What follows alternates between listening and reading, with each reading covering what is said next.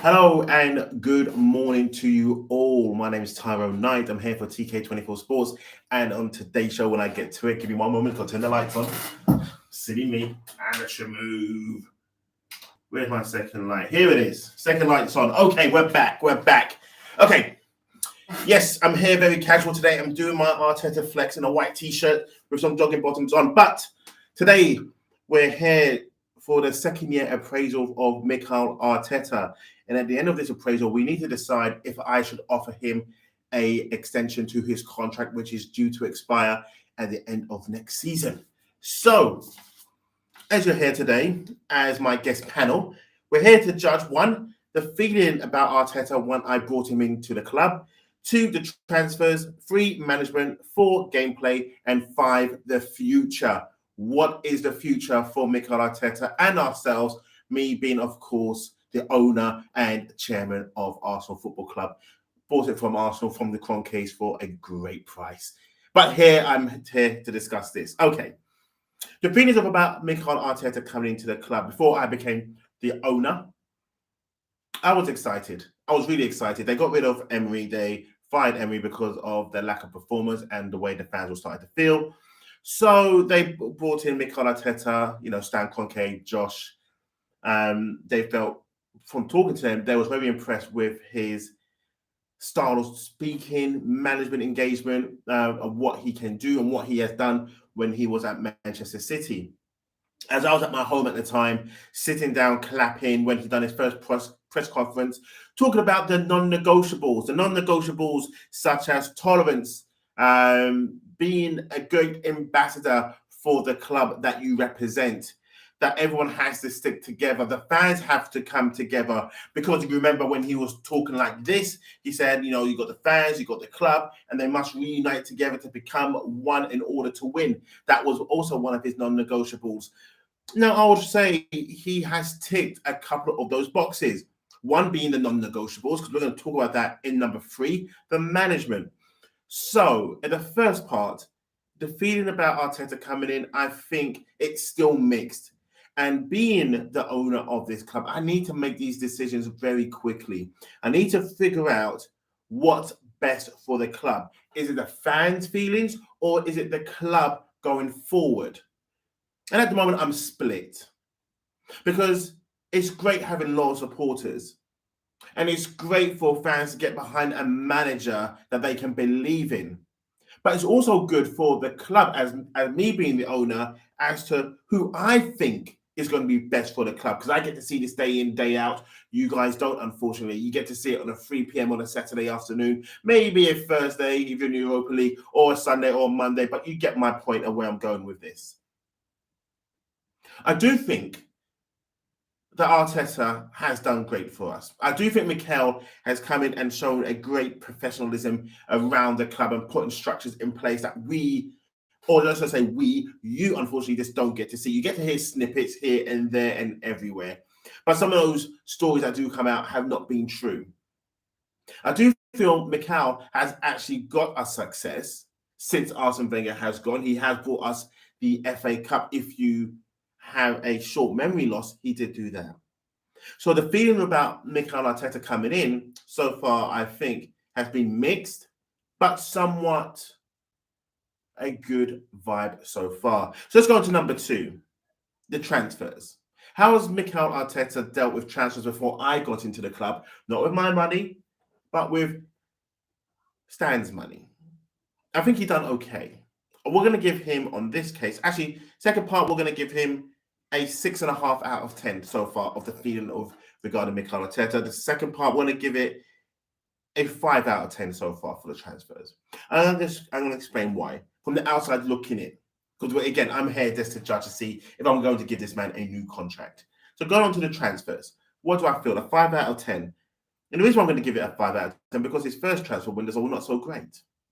If you remember, he brought in the likes of a Pablo Mari, a Cedric, Willian, which of course went down very, very bad. You thought I was going to say good there, didn't you? No, very bad. Then he also brought back in Dani Ceballos. Remember Dani Ceballos? Of course we do. And then we had the bit part of a Martin Odegaard as well. So there are some transfers that were done that just, I mean, when we look at the Cedric one, I mean, nothing great, nothing special. And I think this was a case of Edu and a couple of other guys in his ears saying, I think you should have this guy. I think we can get this guy just to get you off.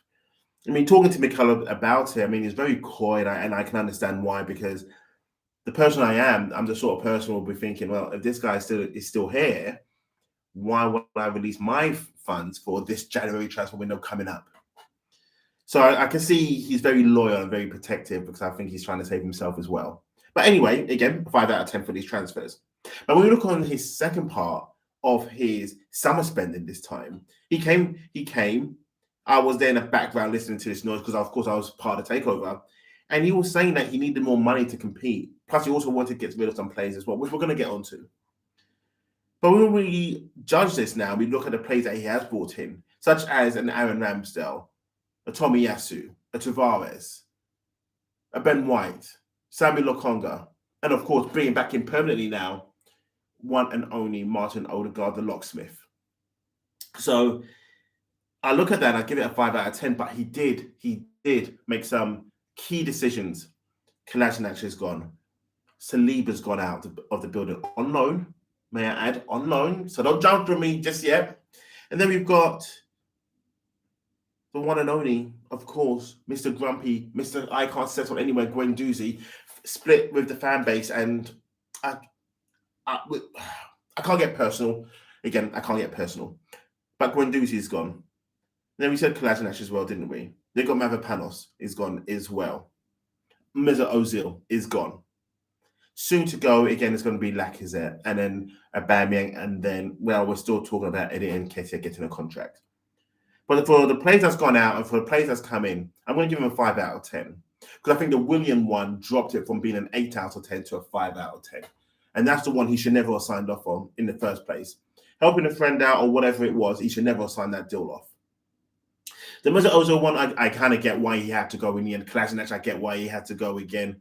Saliba, I get it. He wasn't settled. He's not a Ben White. He's not a Gabriel. Trust me, he's not one of those players yet. Because he's still finding his way. He's still got personal issues that he's dealing with. And he's a young man growing up in a foreign country with no family supporting around him. So that I do get as to why that's gone on loan. Guendouzi, I get why he needs to go at the end of this season. He will be sold. And no, we haven't made as much money on him as we should have. But sometimes it's not always about the money. Sometimes it's just about getting the bad ones out of the club in order for the club to progress and proceed forward. So 5 out of 10 for the transfers. But let's look at the management style. What are we thinking about the management? I'm going to give this one a 7 out of 10, and here's why. As I spoke to Mikel about this, I said, no, you've been good, but also sometimes you're a bit hasty in your decisions. And sometimes those decisions have come back to haunt you. But the decisions you're making now are coming back to be favorable for yourself. It's standing you in good light in the sense of the way you've dealt with Aubameyang, and now it's gone public with it, is very good because it sends a clear message. You are the boss. You've had many conversations behind closed doors that we know of, many conversations. And it's down to that individual to adhere and maybe take in as to what you want from them. And should they not be able to do it, then hey ho, it's okay, they can go. But I will say this, going forward, people from the outside are now starting to see exactly what you're about, who you are about, and what you're capable of doing.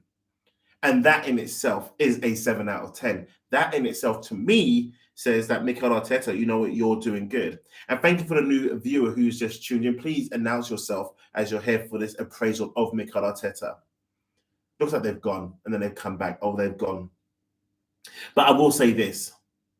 The management style is definitely a 7 out of 10. The management style is very good right now from what I've seen, from what I've taken over and how it's going forward. He is doing a good job. He's getting the players on board and starting to believe in his philosophy, such as the playing style, adhering to exactly what's expected of them to be an Arsenal player, an Arsenal representative. This is what I like, and this is what going forward, it needs to be. that every player dials in to what the manager wants, and then you will see your minutes going forward, going up with extra money going into your back pocket from bonuses, from reaching finals, winning cups, finishing higher in the league position, and then should you hit those other individual targets that we've set to you, then you'll get a better pay package. So for me, Mikel Arteta has done a great job going forward now than he did when he first came in. And bearing in mind, this is his first job. So it's quite hard sometimes to be critical of someone, but you have to give someone a chance. And that wasn't me giving him a chance, but we're here to judge should he get this contract extension by myself. So 7 out of 10 for management. Gameplay. 5 out of 10. Again, outside looking in. There are games where you just don't know what style of Arsenal that is playing. There are gameplays there you could turn around and say, okay, why are you struggling to compete with the likes of a Liverpool, a City, a Chelsea, a Manchester United, Spurs? Name more. You can name any team. And I think in the beginning, he was just still trying to find his way. And that's a lot of games that he played.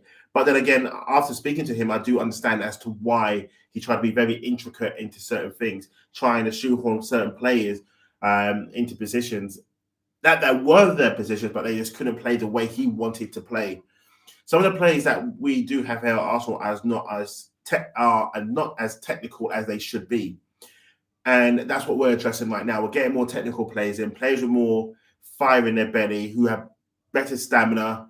The fatigue levels don't drop as much. They can last longer in the games.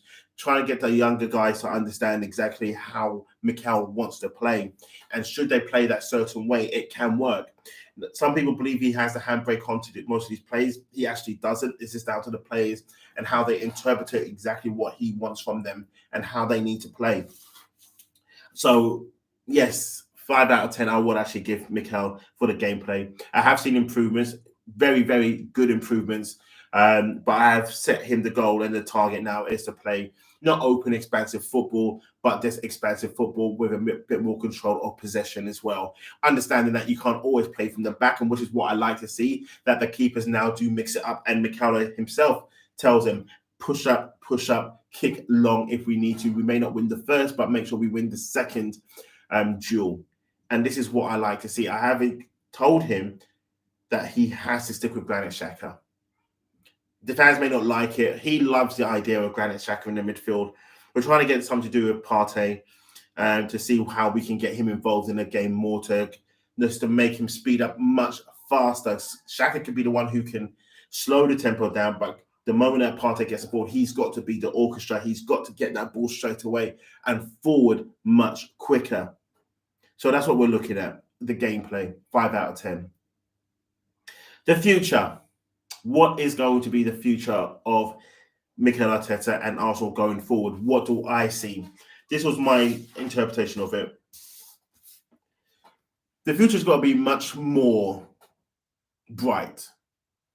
You've got to give myself, the playing staff, the fans, the overall people around the building much more belief.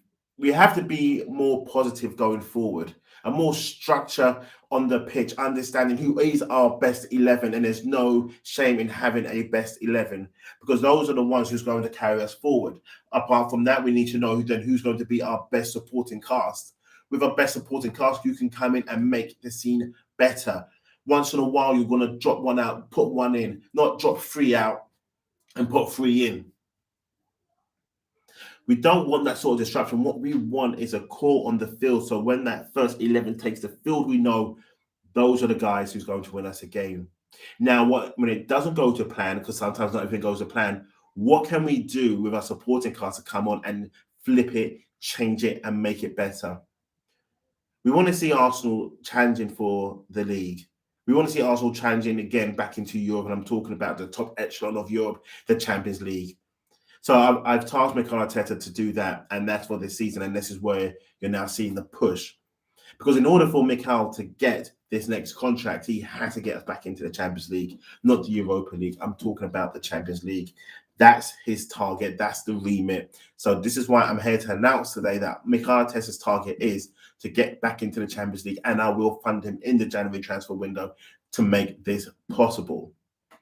So the future for Arsenal is the challenge for the league and then also challenge for the Champions League. And that can happen by the start of next season, by getting back into the Champions League this year, but also silently going about our business and going forward for a league run. Now, you may turn around and say that's not possible because we've already lost 6 games. But it is possible to mount a league challenge right now, because the moment you're mounting a league challenge right now, you're taking it into next season. So that's the philosophy behind it. You don't start looking at it and start saying, okay, next season we're going to go for a league title run. It doesn't work that way. You need to build momentum now. We need to know what we have in our squad, who's up for it and who's not up for it, who can sustain a 38-game period and push week in, week out, knowing that we've got a great 11, but what's our supporting cast? Can they be the difference of making sure we can mount a title challenge and then going on to win it? Then what does it look like from winning a title for also mounting the title challenge to then go do something in Europe against the Europeans' best? We're not talking about the other teams that are lower in the European league. We're talking about the teams such as your Barcelonas. There may be a bit disarray, but you still got your Barcelonas, your Real Madrids, your Juventus. You then got your Bayern Munich, your Dortmunds, you got your Leverkusens, you got your RB Leipzigs. So you got all these teams from around the world in Europe. You got all these teams around in Europe who are up there. What can we do? And where are we right now, being realistic in a sense of, are we there? Are we there or are we there? I like to think in my head we're there and not there. Others will turn around and say we're there because we got Mikel Arteta. I don't see that being the case. You can also have a great manager in place, but it doesn't mean they're going to get the best out of players. And this man, I believe, for the future, can get the best. Will he be there in the end to see everything come true? I don't know, but only time will tell. This is only his 2nd year. I'm looking to give him a 3rd year. But I can only give him a 3rd year if there's a vote of confidence of yeses in the comments. If there's no's in the comments and there's a no vote of confidence. Can we get over 100 likes? Can we get this shared over 100 times? Because we need to get the message out. And I need to know from the fans, does Mikel Arteta have your vote of confidence? That's how I'm going to judge should he get a contract or not. We need 100 likes. We need 100 shares. We need 100 more subscribers to the show, because shows like this that I produce will keep coming all the time. And I'm going to go live up until the 27th of this month. So if you like this show, share to your heart's content. Mikel Arteta is on the verge of getting a new contract here for myself. And I think it's well deserved because of the way he's come in and he's put his business about. The way he's constructed himself in the transfer market. His game, his management in around the club is infectious, and it is being listened to and taken on board after the last incidents in the last couple of weeks. The gameplay has improved so much more. We can now see the way he wants the team to play going forward with a 4-2-3-1. Still some work to be done, of course. It's not the finished article, but at least we can see the style of play, the pattern of play, and also the pace of play as well. And the future, more than anything else, is there. The future is there for Mikel Arteta. The future is there for Arsenal. The future is there for Arsenal fans to be excited and really and truly be excited. But most importantly, I cannot do this without you. I need your support. I need your vote of confidence. Likes, shares, and subscriptions really go a long way. Sounds sad, but it really does. But thank you for watching. I'm Tying Up for TK24 Sports. And hopefully I will see you tomorrow after Arsenal get the victory tonight against Sunderland. Have a great day. See you soon. Bye.